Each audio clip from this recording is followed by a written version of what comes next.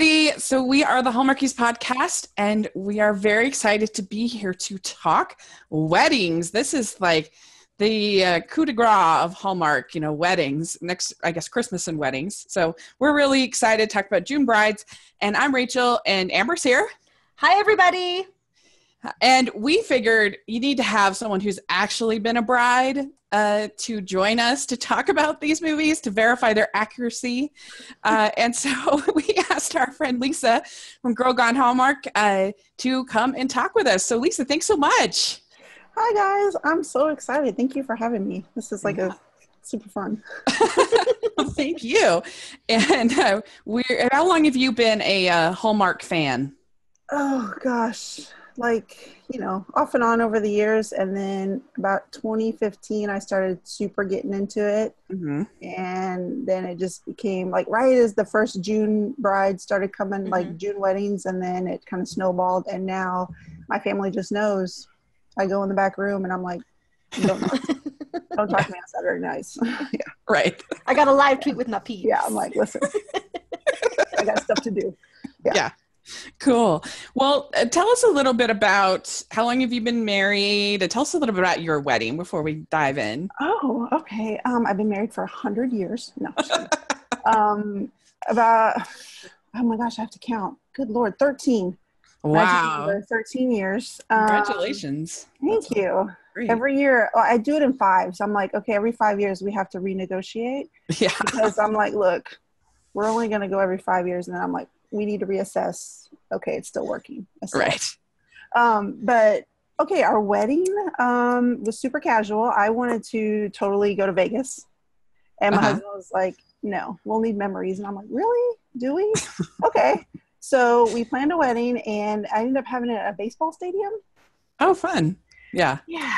And I was just a do-it-yourselfer. I wasn't like a real bridezilla. I let everybody pick out their own dress. I was like, as long as it's black, just wear your own dress. And nice. I did my own flowers, the old boutonniere. We had cupcakes instead of a cake. I mean, I bought my dress at, actually wanted to wear it, but it's so hot here. I was going to wear my dress on the camera. But I bought it at Bridesmart, I think, off the rack. I was just like, that's it. Okay, bye. I was like a super, super low maintenance bride. So maybe I'm not the best person. No, that's the way to do it as far as I'm concerned. Yeah. The rest of the stuff is just stress as far as I feel like. Have fun and get married. That's the important part. Yeah, totally. I just wanted cake. And my mom is Hispanic, so I really wanted mariachis at my wedding. And that was amazing. That was so pretty much jealous. My only bridezilla moment. I was like, I have to have these people here. Good. Yeah. That's really cool. That's great. Well, all right. So we are going to be talking about 5 movies that aired in June for June brides. And this is an interesting one for me, at least. I don't think we've ever been as personally invested in the movies as in any block. Compared, at least for me, I feel like I figured out that we have interviewed 7 people involved with these movies, which is a lot. And so I at least just wanted to say that I love you all and you're amazing. So don't take anything personally, but I got to be honest and I got to be objective. And some of them I enjoyed, but it was a little bit of a rough cycle for me. It wasn't my favorite. So it's going to be interesting to talk about these movies. I don't know. Amber, how did you feel overall about June Brides? It's tricky because as I was here just thinking of my Crown ratings, I feel like I'm not giving them as high as I would have in other seasons. If take one of these movies, plop it at Christmas, I'd probably be like, oh yeah, let's do this. It's a million crowns. But I feel like now we're so seasoned and I'm so critical and I had such high expectations. I'm like, you're all starting with a handicap. It's at a lower level than it would have been a few weeks ago. So whatever, you just have to deal with what happens, I guess. Well, it's just, that's the thing with criticism is it's subjective even for the critic sometimes, but we try to be as fair as possible. But Lisa, how do you feel about this cycle of movies, these set of 5? Kind of like you guys. I think we're all kind of on the same page here. Yeah. There were so many parts that I liked of each one, but overall, I was just like, okay, June weddings came and went. Yeah. Awesome. Yeah. Like, there's only one of these that I would want to buy on DVD.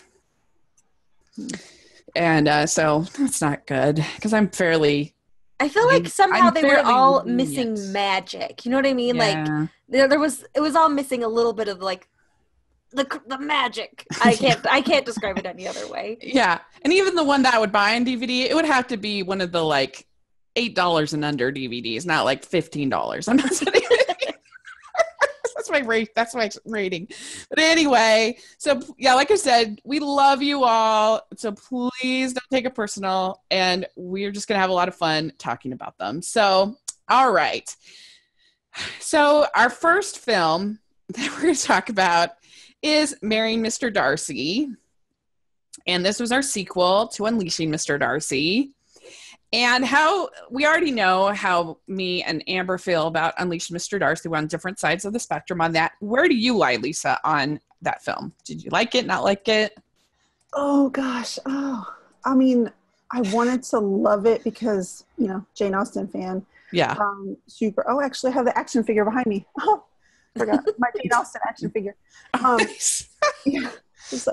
But part of my issue with the movie, which I thought it was really cute, like the idea of the dog shows, like it was just a really cute setting to put the whole, Pride and Prejudice storyline in. But my whole thing was the whole time I was watching is Elizabeth would be like, I just can't do this anymore. I have to go. And then somebody would be like, no, stay. And she'd be like, okay. And then like 5 minutes later, she's like, I don't belong here. This isn't my world. But okay, I'll stay. And I was just like, okay, either leave or go. That's it. And that's all I could think about. And I was like, okay, I'm kind of over it. Yeah. But, she was a little melodramatic for you. Yeah, just a little bit. Yeah. That's fair.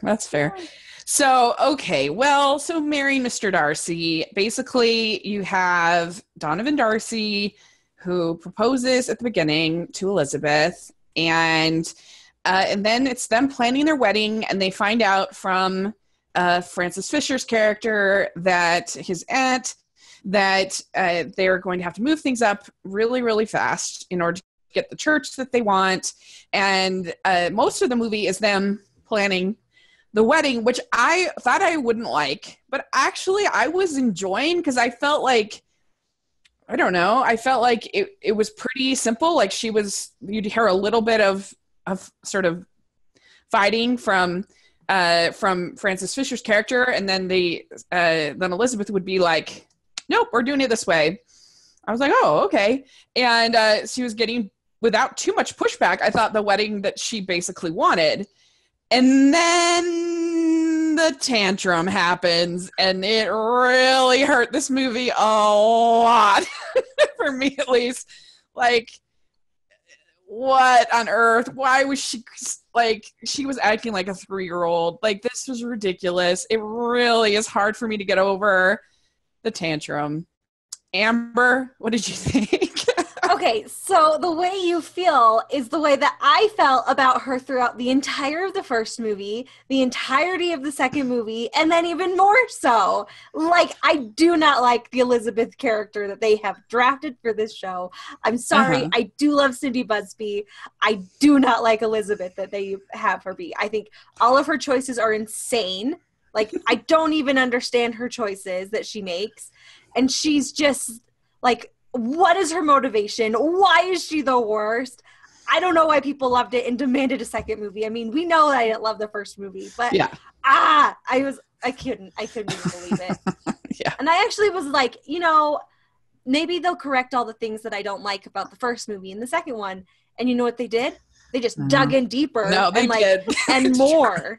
It was it's true. They leaned into it. I as soon as she started the tantrum, I was like, oh no. Yeah.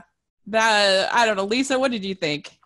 I'm with you guys. I mean, it was fine. I liked all the little conflicts. I liked her standing up to Aunt Violet. I liked all that. And then she got so upset over the cake tasting. And I was like, sister, listen, you want what you want. Like, when I want to choose the cake because I want to eat what I want to eat. And the fact that he's not there, I'd be like, sweet, now I can choose what I want. Thanks. I mean, why was she so mad about the cake? God.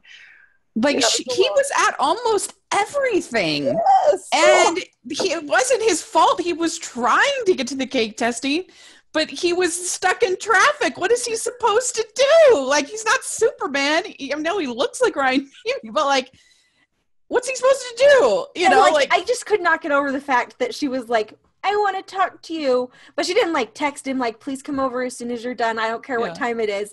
And he was like, oh, well, it's, 3:00 in the morning. I guess it's too late. And she's like, I waited up all night for you to come and talk to me. And he's like, am I psychic? Did you know I wanted to wake you up? Like, oh my gosh. Well, it made me so mad. The whole movie, I was just steaming.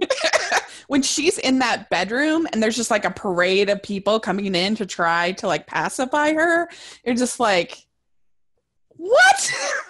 I can't believe it. I mean, I had given this movie a lot of leeway, I was like, oh, okay, whatever.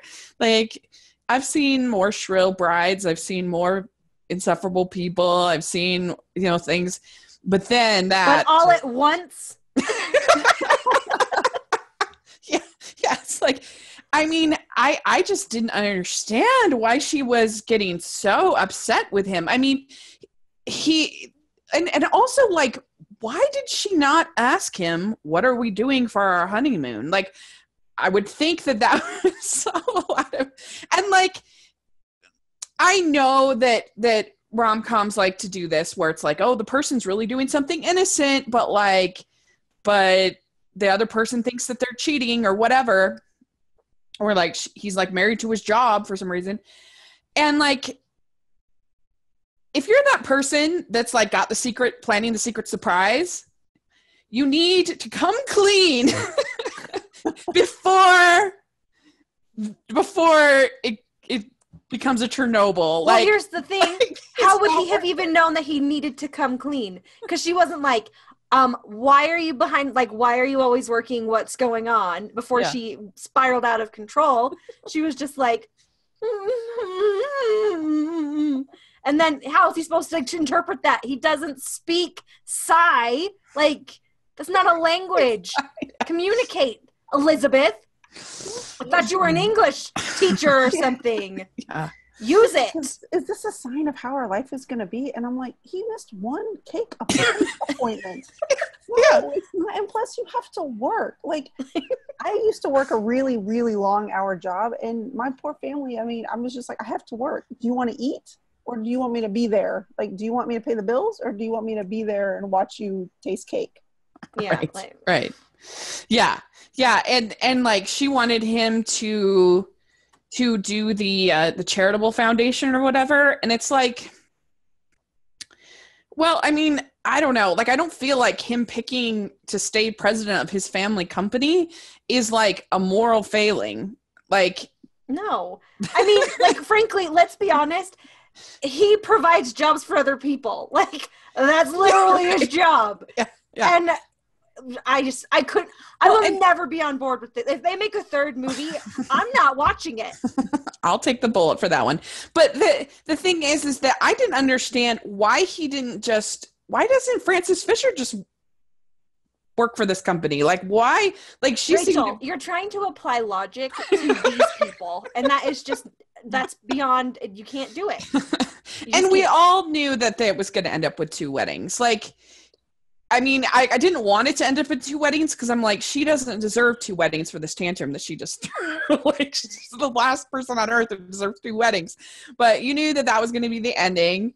And like, I don't feel like that's a really very good way. Like, the whole message of it was supposed to be like, well, we can do things his way and do things our way and make it all work. And we can have both, I guess, is the message.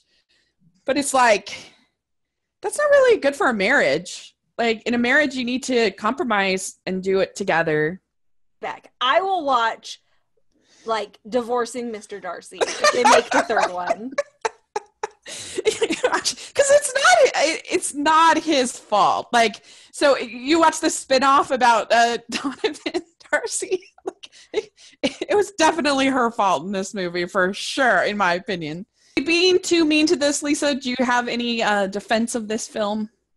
No, because I agree. Like, the two weddings just blows my mind. I'm like, really? Because if I was invited to both, I'd be like, I got you one gift. So, yeah. Lisa, how many crowns out of 5 would you give this one, Marry Mr. Darcy? Okay, I actually gave it 3 because 1, I liked it better than the first one, so that was a bump up. 2, Frances Fisher is amazing, and I love her, and even when she's being her worst, it's the best, so I love that. And then 3, the dogs. They get some bump up. The dogs were so cute. The dogs are cute. So. You know, I gave Unleashing Mr. Darcy 3 crowns. What? Yeah. Really? No, wait, maybe that's you. I gave it 1.4 crowns. Oh. That's gonna stay. No way. So I gave this one 2 crowns. I thought it was fine up until the tantrum, and then that really for me. Fine, and I will give it 1.35 crowns. All right, that sounds more accurate to what you've been saying. I have it. I have it at number 23 out of 34 in my rankings. Next, we have The Perfect Bride 2. And so, Amber, tell us a little bit about what happens in The Perfect Bride 2. This is our second sequel.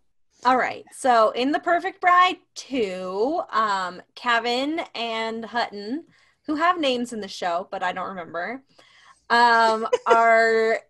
they get engaged. It's adorable. Kevin Smith's like, take this, Jack. I'm going to light up this place better than with the candles. Check out all these lights. And it was beautiful and romantic, and they get engaged. And then they start planning a wedding, and they think they have all this time. JK, they only have 4 weeks. It's just like Hallmark's favorite thing is to be like, you scheduled the wrong day. It's actually way sooner. It's their favorite thing. Right.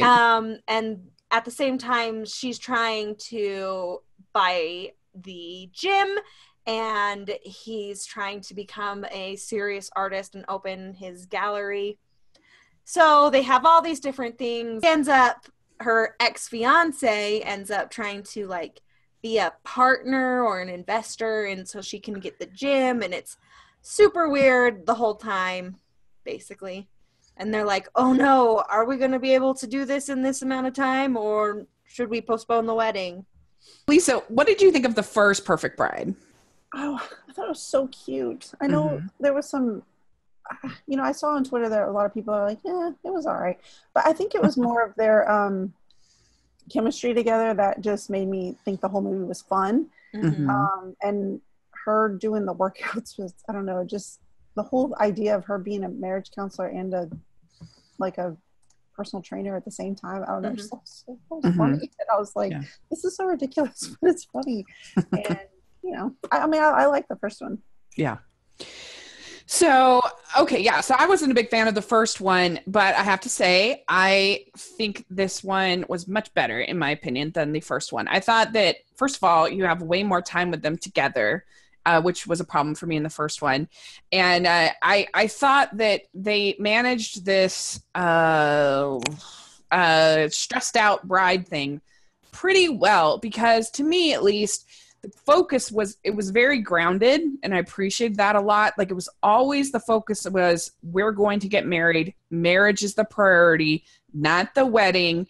And like, even at a certain point, her sister has to remind her that it's like, it's okay to at least like want a few things, which I appreciated a lot. And, because her sister was way over the top in her wedding. Like, they're like people in kilts and ridiculousness. And so like, I appreciated that a lot. I thought that, it wasn't just the wedding that they were stressed out about. Like, it was like a lot of conflict, and I felt like... Could you even imagine if Elizabeth had to deal with this? Oh my gosh, yeah. Because there's his studio or gallery, and then and there's the weird lady who wants to pay him $20,000 to photograph her wedding, and I was like, man, I would do it. Yeah, I mean, swallow your pride. It's not like you're gonna, you can still take pictures of trees and nature Yeah, right. Even if somebody pays you $20,000 to take pictures for their wedding one day. Right. That's what I thought. And I don't know. I appreciated the fact I felt like it was really grounded as far as about them getting married. And that was the priority. And I liked the cast. The cast is undeniably charming with Kevin, Pascal, Casey Manderson. You loved the first one. What do you think of the second one? I loved the first one. I'm not sure that I loved the second one as much, but like by a slim margin. And I'm not sure why. Maybe I was just in a bad mood for all of June. But I love, they have such great chemistry together. When they're together, it's just like magic on the screen. They're so fun and happy. I really liked that it was never like, well, we're going to break up because we can't figure out this wedding. It was like, maybe we just need to put the wedding off for a while. They were never, there was no stupid, all of my heart in love, here's your ring back, jerk moment. It was, and like, they even had that classic moment where Steven is talking to Molly. I just remembered her name, Molly. And he's like, I don't even know what he's saying, but in a regular Hallmark movie, when they overhear just the wrong sentence, they like run off in a huff. And Kevin Smith was like, okay, come on, let's talk about this. Yeah. Like, it was just so healthy and wonderful. I loved it. Yeah. I was like, yes, communication. Yeah. What about you, Lisa? What do you think? Yeah, I mean, I feel like we're all kind of like on the same page with all these so far. But yeah, it's like there was no big drama scene except for that one part where she was like blurts out, I just want to hurry up and marry him so he doesn't leave me, which I thought was honestly kind of weird because the whole time they were communicating and talking and doing all that stuff, and I was just like, okay, you're super stressed because you've got a lot going on. But other than that little, what I thought like a little odd outburst, because I was like, where did that come from? I never once thought that she was worried that he would leave her. I mean, the whole time he's like, hey, I'm here, let's do this. And so I thought that was kind of strange. But other than that, I mean, I thought it was cute. I just love them together. That I think that just made the whole movie fun. And of course, I listened to y'all's interview with Casey Manderson like right before that movie. Oh, fun! Super excited to like see him on screen because he was like so like charming with you guys that I was just like, oh, there he is. And which he didn't have a lot of scenes, but I was just like, that made it even more fun. Yeah, that's how I felt every time he was on screen. I was like, that's my best friend, Casey Manderson. Yeah, he was so sweet. I really enjoyed that interview, and it was a fun little part that he had as this lawyer. And it was overall. I mean, my only fault with the film is that I think it's kind of forgettable. It's not something I'm going to remember or is going to be a favorite of the year for me. But I enjoyed it for what it was.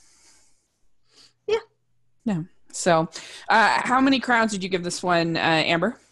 I gave it 4 crowns. So, but okay. I mean, The Perfect Bride 2 was 4 3/4 crowns, so that's like real high. But so it feels like a big jump to me. I'm having an emotional like, oh, is it only 4 crowns? It is. I'm sorry, it just is. It's 4 crowns. All right, Lisa, what about you? Yep, same here. 4 crowns. Oh, nice. Yeah, I think I'll give it 3.5 crowns. Rachel's a hater. She's drinking Haterade over there. That's a good score. I have it at 11 in my ranking. Okay. I have it just below Once Upon a Prince and above Love on the Slopes. So there we go. All right. So let's talk about Love at First Dance. This is our dance instructor, Hope, that played by Becca Tobin. She has to teach this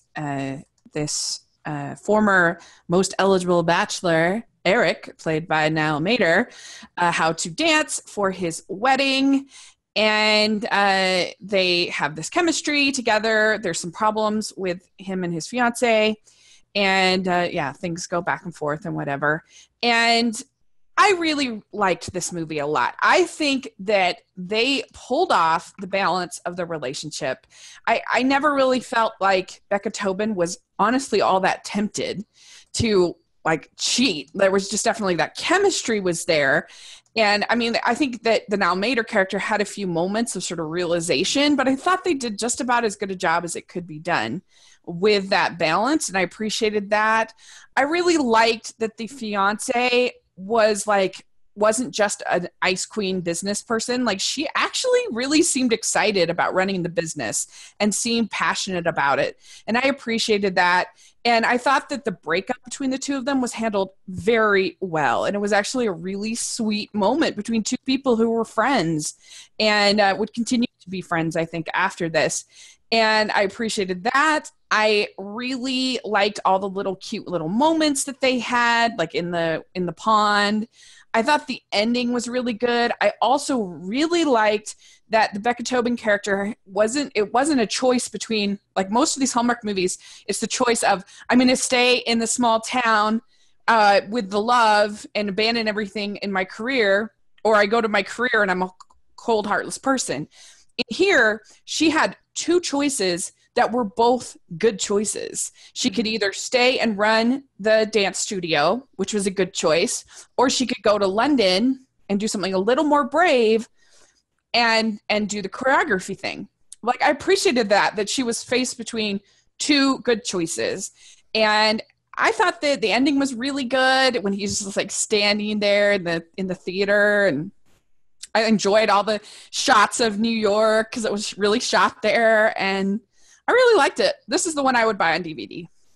I liked it a lot. Cool. So, Lisa, what do you think about this one? Yeah, this was higher on my list, mostly for the story itself. I think I tweeted about it, like, Niall Mater. Is that how you pronounce his name? Yeah. That's how we pronounce it. I don't know how it's pronounced.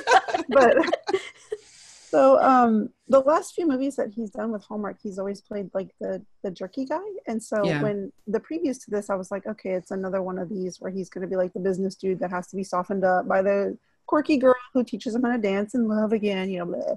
But then it turns out he's actually, like, besides that first intro, which I thought was funny, where he's like, who are you at the party line or whatever, like, to get in at the stage door. Yeah, like, right. I mean, then he ended up being like this really, like, just nice guy who was just kind of stuck between his family, what they want to do and what he wants to do, and he's kind of like, well, I'm supposed to get married. I really liked that his character in this. And then I really, really enjoyed how they took their time getting to know each other. It didn't feel forced. There was no like, oh, I fell into him and then we gazed into each other's eyes and now we're totally in love. It was like they just took their time, and then there was no like big proposal at the end. It was just like, hey, I'm here because I have a lot of money and I can travel to London and come see you, and maybe that we could go out for a little bit, so it was like, that was cool. That was better than, you want to marry me? Yes. I'm in forever. Yeah, it was like their relationship was just starting, basically. Yeah. I liked that. I liked the possibilities. I liked the open-endedness of, like, this could be like a really cool thing for them. Yeah. Amber, what do you think of this one? I liked it. I'm going to start by saying that before I say other things. Okay. I didn't feel like they had great chemistry together. I'm not like, and I don't know, maybe I was just in a bad mood and I didn't believe in love at that day. Who knows? But I didn't buy it, and I wished that they had taken better care of his fiance.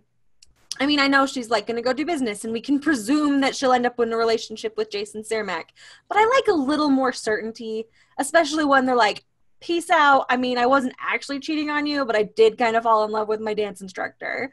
Like, I know I just like him to have a little bit more of like a soft place for the shunted person to fall into, especially if they're just like super nice and decent, which this lady was. I'm with you, because that was the one thing that was that drew me back, because I was just like, I loved everything about it except for their actual like together scenes, because I didn't buy it. I didn't feel it between them.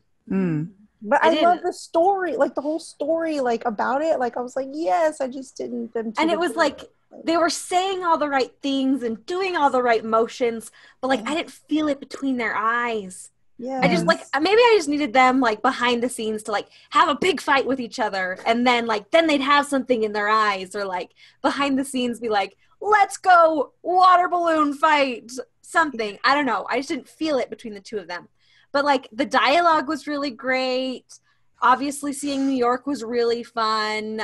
For the most part, everything was good. I just wish that they had like one extra scene where we saw Jason Cermak and the lady together, and they don't even have to be overtly in love, but like, oh, cute, maybe they could fall in love. Like, you know, just like a little bit more of a softer landing for her relationship wise, where I'd be like, she's not really, because like, sure, we saw them break up amicably, but like, I could also equally imagine her falling in love with Jason Cermak, or just putting on a brave face and going home and weeping for years. Like, we don't know what she's going to do, and she seemed perfectly nice, so I want her to have a happy life. That's all. Yeah. Interesting. Yeah, that's certainly fair. So how many crowns would you give this one, Amber? I gave it 3.5 crowns. Good job. Nina retains her perfect. She does. Yeah, her perfect track record. That's really cool. Like, honestly, it could have gone a little bit higher, but I just needed a little bit more from Jason Cermak's character. Yeah, I guess they were planning, and then it just, she told me, but yeah, it makes sense. So Lisa, how many crowns would you give this one? I had to go with a little bit higher than Perfect Bride Wedding Bells because I liked it just a touch more, so I'll say 4.2. Great. Yes. I'm going to give it a 4.25. You guys are like twins, basically. Yeah. Well, so I have it at number 5 for the year. That's way high for you. Way high. I really liked it. I thought it got a lot of things right that a lot of them get wrong. And I really appreciated that they didn't make her some ice queen of business. Like that I thought was so great. But anyway, so I have it just below Royally Ever After at 4, and I have The Sweetest Heart at 6. So there we go. Okay, now we get to Wedding March 4, Something Old, Something New. And Lisa, what is your experience with the Wedding March franchise? I watched the first one and I thought it was cute. It was okay. I was okay. And then the second one, I was like, sweet, they're totally going to get engaged. And then we find out, no, she just moved there just to move there. What? And nothing happened. And then I was like, I'm out on 3 because if nothing's going to happen. And then all of a sudden they announced 4 and I was like, for what? Okay, here we are. And again, nothing happened. So. Oh man. Yeah. I don't know. I mean, I guess Ruth likes all of these, and there are people out there, but not many. It seems like almost everybody in the Hallmarkies is like, why are we getting 4? And they're like, don't worry, it's time for Hallmark's Wedding March 7. Yeah. Okay, no joke, and this is going to be rude, and I hope the person who tweeted this isn't in our group. Probably not, frankly. It wasn't my mom, so we're pretty safe. They were like, enough with these Wedding March movies. And I was like, okay, let's have a series, like a TV series that's on weekly. And I said, no. I've never wanted Bill to stay in When Calls the Heart more. I was getting ready to heart that message and be like, no. If it means we don't get any more Wedding March movies, I'll have all the Bill I can take. I don't understand. When I live tweeted this movie, and I literally said at the end on my live tweet, I said, I invite anybody from the Wedding March family to explain to us this movie, because I don't know, maybe they're on some like meta level that I just don't understand. It's like a little bit above me. I think it's I don't know. If you have a crush on Jack Wagner, you like these movies. Yeah, I guess so. I said it was Hallmark's Sharknado. They just kept rolling them out. I'm like, all right, here we go. One more. Okay. Yeah. Like they have a quadrilogy. I mean, it's like it's going to be like Star Wars eventually. I mean, my goodness. Yeah, I don't know. So in this one, you had Andrew Walker and Merritt Patterson added as kind of the stars. And how did you think that their addition added anything to it? What did you feel, Amber? I mean, so frankly, I'm not gonna lie. For the most part, I only super paid attention when they were on the screen, and I did my homework the rest of the time. But I enjoyed their storyline a little bit. I mean, she was obviously super dumb, like just very insecure and the worst, and like, I'm gonna change everything because of a slight hint. It was ridiculous, but I can forgive the movie for that because she realizes she's being ridiculous on her own. Nobody's actually like trying to shame her into changing things. Like, just because the sister's like, oh, this is great, I love this thing, she doesn't have to be like, it's like, just because someone loves something else doesn't mean that what you love is wrong. Yeah. So like, it's fine. But like, the sister wasn't like, what you love is gross, vomit, throw up, change your mind. Like, that wasn't what the sister was doing. So I didn't mind that. I really liked Andrew Walker and Merritt Patterson when they were together. I mean, there were moments where they weren't communicating, and obviously that was frustrating, but I felt like they did a lot of like really cute stuff. So I did like that. Mm-hmm. I was just really confused by so much about this movie.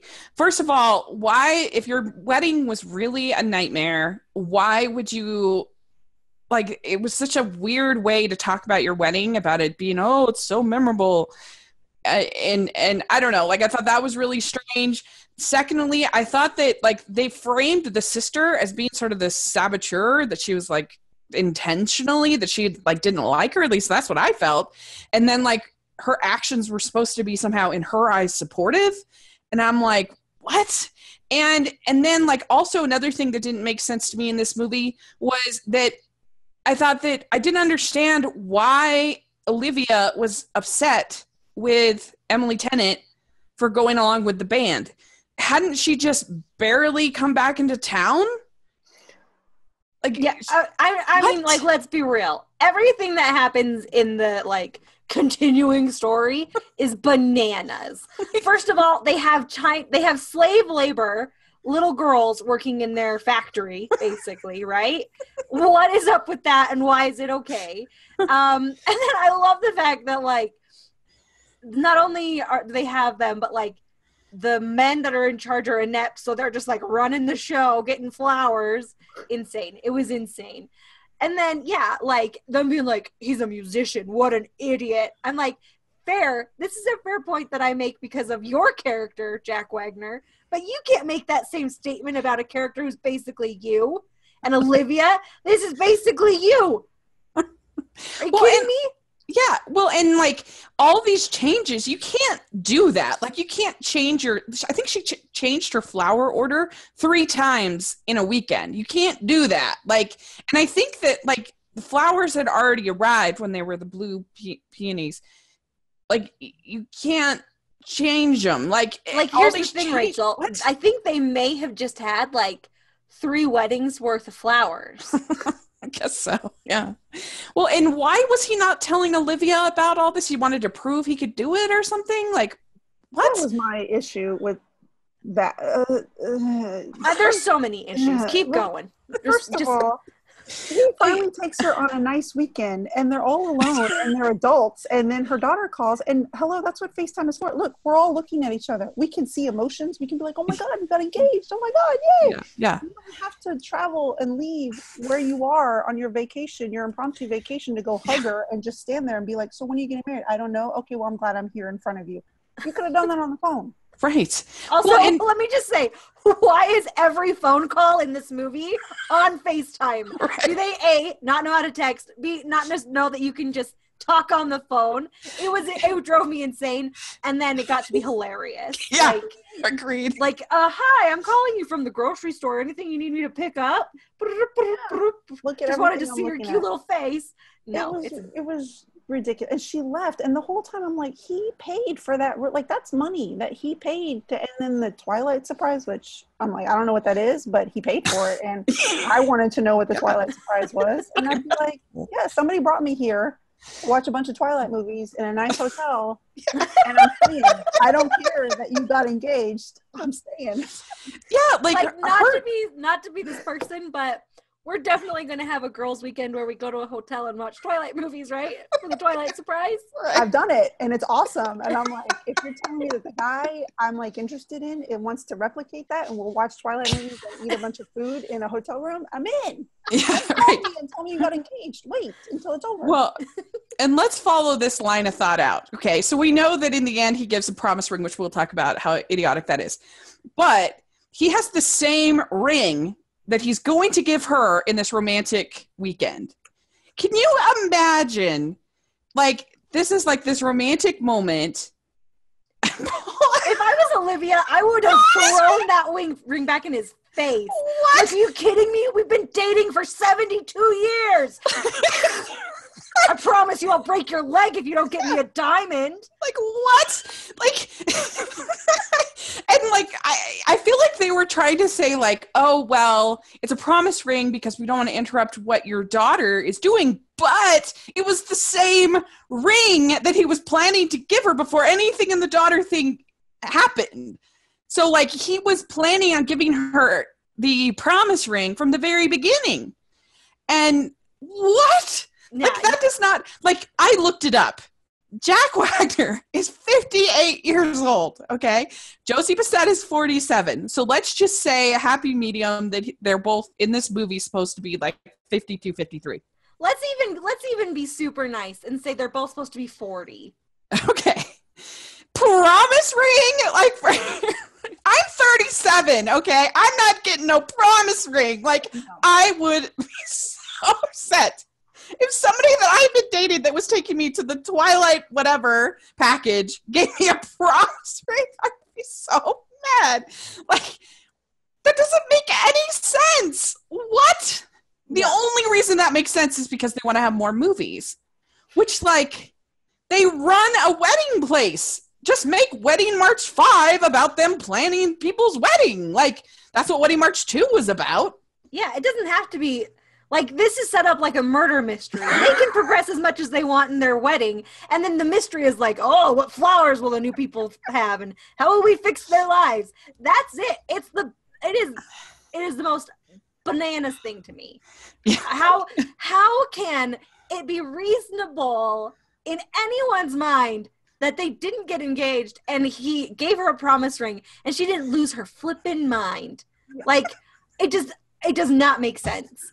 It doesn't make any sense. Like, I've been married 13 years, and I tell my husband all the time, if something were to happen between the two of us and I'm no longer married, I'm never doing this again. However, if for some reason, now I'll be 40 on Thursday. Yeah. I'm going to tell you right now, if something were to happen and I found somebody new, and then at this age, they gave me a promise ring, after I moved states and gave up my job and started running your business for you, and we're still not really dating, and you take me off for weekends that I leave and you're going to give me a promise, like, I'm too old for that.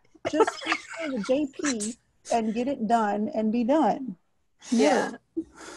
It's unbelievable. I died when I saw that. I mean, I literally fell. I was like, you have got to be kidding me. And like, to be fair, they opened the box and I was like, oh, okay. And then he was like, remember our promise ring? And I was like, are you kidding me? I was so mad. And like, I was just like, I guess he just bought her this dinky promise ring. That's fine. And then he was like, because it's a promise. He didn't even say, like, a promise that we'll get married. He was just like, a promise that I'll keep you in this limbo. Hooray. It was so, I can't. I don't even, like, honestly, I am sort of looking forward to Wedding March 5 because I want to see how they're going to drag it out again. Yeah. Like, I didn't think it was possible that Wedding March 3 could be significantly better than this. Like,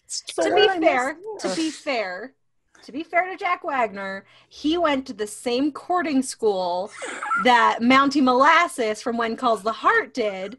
So, I mean, obviously their courtship has to take like 5 years back in olden times. So that is like dog years, it's which exponential. Is to what, 82 years in nowadays for courtship. So, I mean, I'm looking forward to Wedding March 75 when they finally get engaged. Oh my gosh. It was so bad. I was just like, I mean, I know because you're always talking, Amber, about like when characters' decisions make no sense. Yes. Everybody but Andrew Walker's decisions, I felt like, made no sense. Like her changing the wedding like so many times, that made no sense. The sisters' choices made no sense to me. The parents' choices made no sense to me. Olivia's choices made no sense. Why was she so like on Emily Tennant for going on tour with her fiance? I didn't understand why that was a problem when she was literally just in town. Like, it's not like she was living next door to him. I mean, I guess I understood Emily Tennant's decision, but she was like not even in the movie practically for the second half. And yeah, nobody's decisions made sense to me. I was just very confused. And it just, man, it was messy. It was a rough-sicle. It was very, very bad. And also, what? Why would someone want like pistachio as a cake? Sorry, just need like in what universe was someone going to get convinced to have pistachio? Yeah, and also, what was it originally? Red velvet, which is awesome. That's just normal, like normal cake. Yeah. And do you have any idea how long it takes to make a cake, like a wedding cake with tears and stuff? Forget it. It's ridiculous. The only thing I liked in this movie is I liked Andrew Walker and Merritt Patterson were pretty cute. They had some cute moments. And I really liked her maid of honor, played by Sandy Sindhu. I liked her in Frozen in Love. It was a really small part. But I don't know. I feel like that actress has a lot of potential. And we're going to try to schedule an interview just because, I don't know, I've just been really impressed with like her little bit of fun. And she was just kind of in there to be like, why are you changing your dress? And that second dress was so ugly. I hated it. It did nothing for Merritt Patterson. It looked like a swimsuit on top. Like it was all like, it was so To be fair, weird. It would be really nice to be like secure in your dress. Like that's a dress you can dance in. Like, so I approve of that. But you could swim the English Channel in that dress. Like it was so like that is the kind of dress that I need. I'm like, it was like we're gonna be doing cartwheels. Like that's my dress. Watch out. Oh my gosh. But I will say I did absolutely really love one part, and I was like, well done. And it gave it some extra points that it probably wouldn't have. Which is after Merritt Patterson realized she was so ridiculous and she was like confessing to Andrew Walker, and then he just starts laughing at her because he's like, oh yeah, and he like leans forward and everyone's like, oh no, his shoulders are shaking because he's laughing, and all the people in the like wedding party are like, he's just weeping, and like it's this, they're so like he's and then it's just he's laughing. It was a really funny gag for me. I was like, great job, you guys. That was a fun moment. Easily, hands down, the best part of the movie. Yeah, that was a fun moment. That's true. I agree with you. Lisa, did you have any positives that we haven't talked about? Duke. That's who I liked. Duke. Who was Duke? The guy running the child sweatshop. Yeah, because he would be like in every movie that this is only the third one. I've only seen 3 out of the 4. He's in the background like, rolling his eyes, like, look at these fools. And I'm like, yes, Duke gets it. And I wish he had a storyline. I'm like, what's wrong with him? Yeah, him up with somebody. Yeah. That's and where was Mick's daughter, who was supposed to be like running this? Wasn't she done with y'all? Y'all can't get it together, so I'm done. I'm not coming back. All right. She was going to become a chef or something. I don't know. But how many crowns will you give Wedding March for, Amber? You are going to be so mad. 1.9. Okay. Do you remember how many you gave Wedding March 3? Do you have? I don't think I actually did it, but okay. I honestly, I did like this a little bit more than Wedding March 3. Really? Oh, interesting. Because the reason why I like Wedding March 3 better is I thought that at least the Gabriel Miller, Peter Benson storyline was a little bit fun and made sense. I enjoyed the Merritt Patterson storyline. I know you didn't like it, but I didn't ever feel like, I felt like the sister was being just like blunt and oblivious and just like very sure in her opinion. So I didn't feel like she was being catty at all. And I just like saw it happening the whole time. And then I was like, and then Merritt Patterson got it and it was so great. That's all. The mom's like, haha, your wedding will be terrible. Joke. So Where she weird. forgot to say joke was just ridiculous. But other than that, I liked that storyline. Okay. Why? Wait, sorry. I know we're doing crowns and we're done, but why is Jack Wagner walking anyone down the aisle? It's yes! the dumbest thing. What? Yeah, I wondered about that too. I mean, and then they commented about it like, oh, looks like you're... But where's her dad? AKA, where's anyone that's not Jack Wagner? Could you imagine going to some just random, like, wedding place and being like, hey, guy in charge, will you take me down the aisle for my most important thing? I know I met you literally 2 days ago. Yeah, this was bizarre. Lisa, how many crowns would you give this one? I actually gave it 2 because I just enjoyed not enjoying. That's certainly fair. That's very fair. So I'm going to give it 1.5. I have it at 32. So it's one of my worst of the year out of 34. I have it after Winter's Dream. So Winter's Dream, congratulations, you moved up a slot.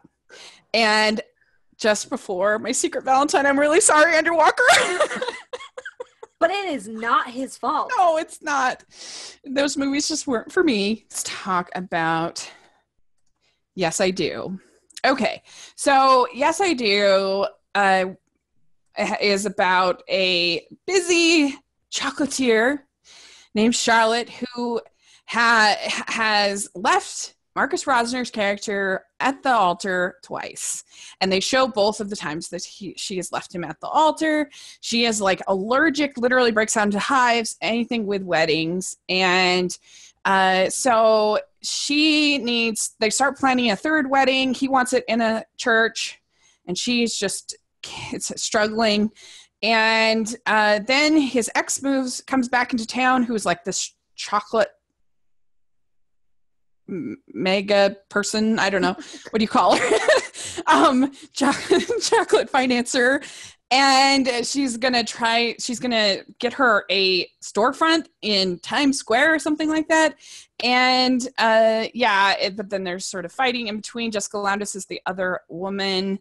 And so she decides that she's going to plan the wedding this time and see if he shows up.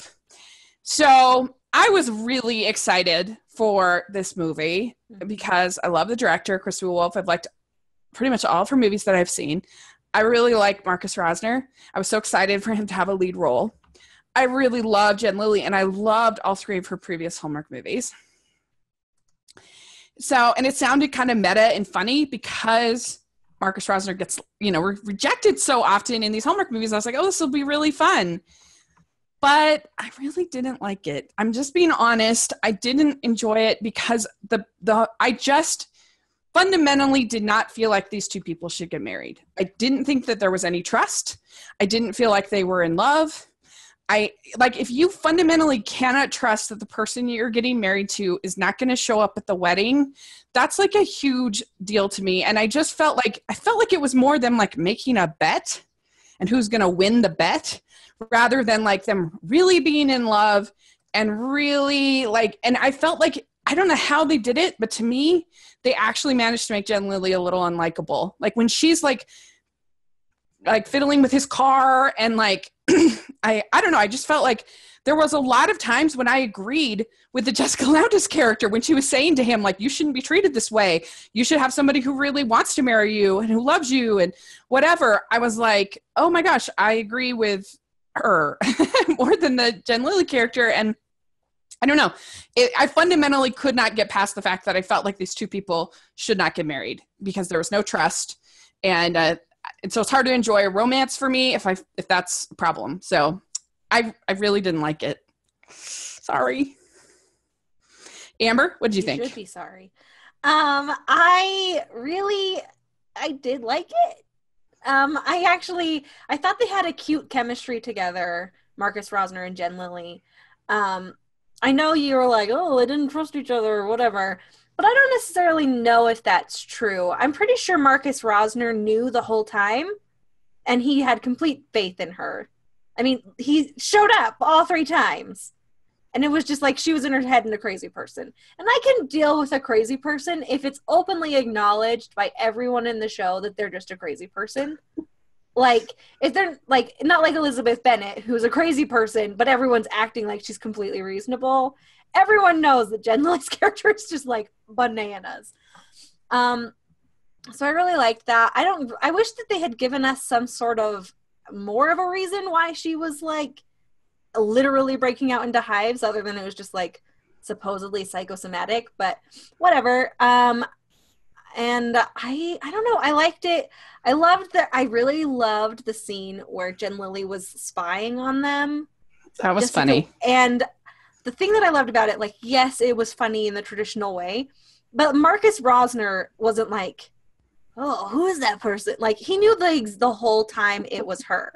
And that's how, like, you can tell that they're, like, in love, because, like, that he loves her so much that, like, he's like, that's my ridiculous lady. He wasn't irritated with her for spying on them. He was like, oh, that ridiculous goof. Like, I don't know. I really liked that scene, and I really loved Marcus Rosner's in it, and I thought they had a cute chemistry. She was just insane. It was amazing. Like, the absolute most insane, which became really fun for me. Cool. And Lisa, what do you think? I liked it. You know, it was, Hallmark's been trying to move away from their formulaic, like, girl against, like, girl, like, you know, like, just catty girl against girl. I'm going to get the guy. No, I'm going to get, but this was like a fallback to that, which was kind of fun in a way. Cause I mean, they were like, poor James the whole time. He just kept getting pulled back and forth. And I was like, oh, come over and take care of you while they fight. But it was kind of fun just because it was a callback to that. And I was like super excited to like hate the bad character. Yeah. I was like, oh, this is kind of fun. But yeah, that when she's like, when the Jen Lilly character Charlotte is like trying to keep him away from his appointment, and like I thought that was kind of really over the top, and I was like, this is kind of weird, but I liked him a lot.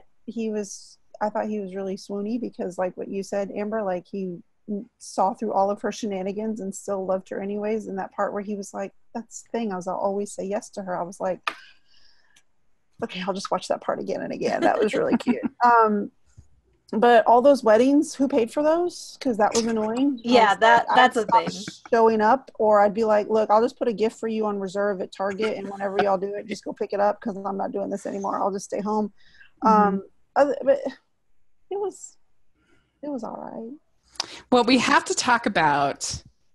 Like, I just want to say, I think the reason why it spoke to me so much is it felt to me really like those classic, like, 1960s screwball comedies where Doris Day is literally a crazy person, and yet it's just funny to me.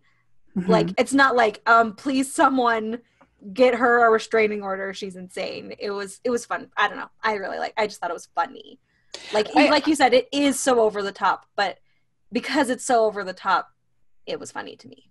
I thought that the spy scene was funny. I'll give you that. But the rest I thought was more awkward than funny. And I didn't feel, even though I like both these actors so much, yeah, it's just one of those, either, you know, like we were talking about with Love at First Dance, you know, it's like you either feel the chemistry or you don't. And I didn't. And I was expecting to, and I was expecting to love it. And maybe that's part of the problem, is I had too high expectations.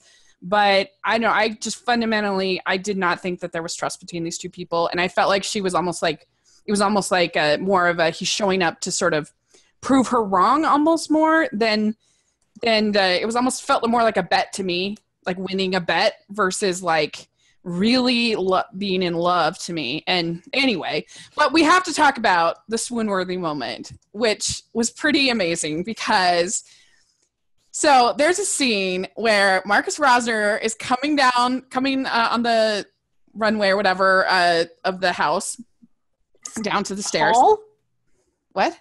Hall? No, it wasn't like a full hall. It was like before you get down to the stairs. Oh, okay. Anyway, like the landing, but up above. Landing. That's why I meant to say landing. Anyway, he was coming down and he takes off his shirt, and it was pretty. And he's putting on a new shirt. It was pretty exciting. And she tweets out that she put in that scene as sort of a tip of the hat to our fireman movie idea, which we've talked about many times on this podcast. So you can all be grateful to Amber and myself, and mostly Christy Will Wolf, and mostly Marcus Rosner. Yeah. But that was pretty cool. What do you think about that, Amber? That was pretty fun. I was like, yes, please listen to me more. Honestly, it sort of felt like this movie was a love letter to me in a way, because how long have I been asking for them to be like, just turn up the nozzle a little bit to absurd so it's more like a screwball comedy? Like, how long have I been saying that? Yeah. See, and I guess I just don't like those kind of movies as much as you do, because I hated Home by Spring, which you liked, and I didn't like this. So maybe it's just not my style. So I'm glad that they made a movie for you, but it was really fun to have that moment where I was like, woo! Yeah, I mean, and it was just like, but can we talk about how, I know that Jen Lilly's insane, but can we also talk about how insane Jessica Lowndes' character was for literally poisoning herself? Yeah. Yeah. For about, I would say for half of the movie, half of her time on screen, I was like, she's making really good points. And then she definitely dives into like full on ridiculous villain. Yeah. Which I loved. I love. Yes. She was fun to hate, because I was just like, she's so good at it. Like, she just has that look about her where you're just like, oh, I don't like a young Cruella DeVille or something. Yes. Just like, ooh, I love it. I loved it. And it was like, there was like not that much nuance to the characters. And I'm like, it was just nice to have something where it was just like, boom, simple, fun, amazing. Marcus Rosner. Yes. Cool. Good. So how many crowns did you give this one, Amber? I gave it 4 crowns. Wow. Okay. And Lisa? Yep. Same. 4. Wow. I'm going to give it 1.5 crowns. I really didn't like it. It was not pleasant for me to watch. I didn't like it. So there you go. Do you like the Doris Day movies? Like Move Over Darling or? I do like some of those, but I don't know. I don't know. I can't explain it. I didn't like this movie. I didn't think that they should get married. I didn't think that they trusted each other. I didn't think that they were in love. I didn't think that, I don't know. I just didn't like it. So I have it at number 30 on my ranking. I have it after the second Aurora Tea Garden, and I have it before Winter's Dream. So I like it better than Winter's Dream, which was so boring. I have Love at First Dance at number 1. And then I have Perfect Bride 2 at number 2. And then I have Marrying Mr. Darcy at number 3.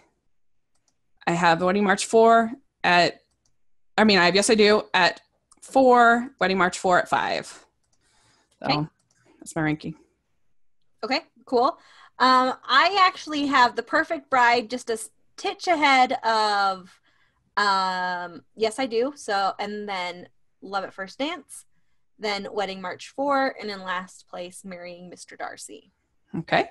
Lisa, what about you? Do you know what your order was? Yeah, I was trying to think about what I gave. We forgot to tell you. I should have wrote it down. I know last is Wedding March 4. Mm-hmm. So there you go.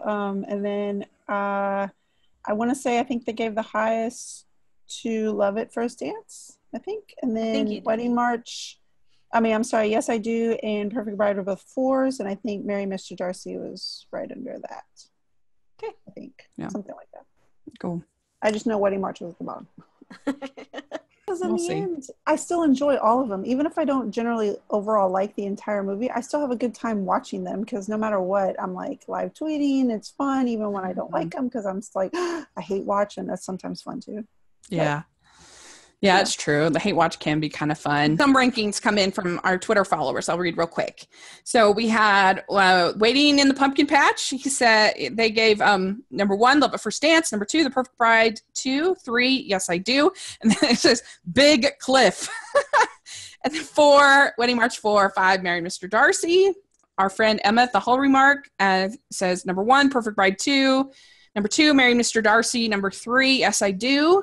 Number 4, Love at First Dance. Number 5, Wedding March 4. We have Nadia Alvarado Barrios. She says, number 1, Marry Mr. Darcy. Number 2, Yes, I Do. Number 3, Perfect Bride 2. Number 4, Love at First Dance. And number 5, Wedding March 4. And then Laura Ann Marie. She says, 1, Love at First Dance. 2, Yes, I Do. 3, Marry Mr. Darcy. 4, Perfect Bride 2. And 5, Wedding March 4. So there you go. That is the It just goes to show you rankings. There's a movie for everybody. Yeah. Yes. So there you go. Let us know even more rankings that you guys have. We would love to hear. We'll be excited for coming up soon. We have the real wedding movie we've all been looking forward to coming up. Signed, Sealed, Delivered to the Altar, which their countdown has begun for the postables. It's very exciting. And so, yeah, that's one that Amber and I are going to fight over. Who gets to live tweet that one? You can do it. Okay, good. But I don't know. I'm bad luck. So maybe you should do it. I don't even think Signed, Sealed, Delivered needs our luck. Yeah, like, I have so much faith in Signed, Sealed, Delivered that they'll, deliver. Yeah. That's it's as close to a sure thing as I think we got this summer. Yeah, so we have Christmas in July also happening throughout this month. So check out our preview show that we did on Christmas in July. Let us know which ones you're enjoying. Make sure you check out our interview with Andrew Walker that we posted on Monday. You'll really enjoy it. He was a delight. So much fun. And we had a great time talking with him. So make sure you check that out. Yeah, I don't want to say that it's his best thing he's done for Hallmark this year, but it might be. So we get lots of fun details about his films and his career, and it was just a delight to talk to. So check that out. Thanks so much, Lisa, for joining us. This was so much fun. I appreciate it. It has been fun. Thank you. Okay, we're so good. We'll definitely have you on again. And where can people find you? I'm at grlgonehallmark on Twitter. And I have an Instagram account with that name, but I usually just peruse. I don't post. Okay, great. Well, we will have that, her Twitter in the description section. You can definitely want to make sure to follow her. And Amber, where can people find you? As always, I'm at Amber Brainwaves on Twitter, and that's it. Great. And you can find me at Rachel's Reviews on iTunes and on YouTube. So make sure to follow that. I think you really enjoy it. And you make sure you're following us at Hallmarkies Pod on Instagram and Twitter. We try to live tweet all of the movies. And then also we have our podcast that's on all the major podcast apps. We really appreciate it if you go onto iTunes and you put it in your reviews and ratings, because the more ratings and reviews that we get on iTunes, the quicker it is for people to find us. So that's a big help. So we really appreciate it. And we really appreciate your comments and feedback. And thanks so much. And we will talk to you all later. Bye. Bye, everybody. Bye.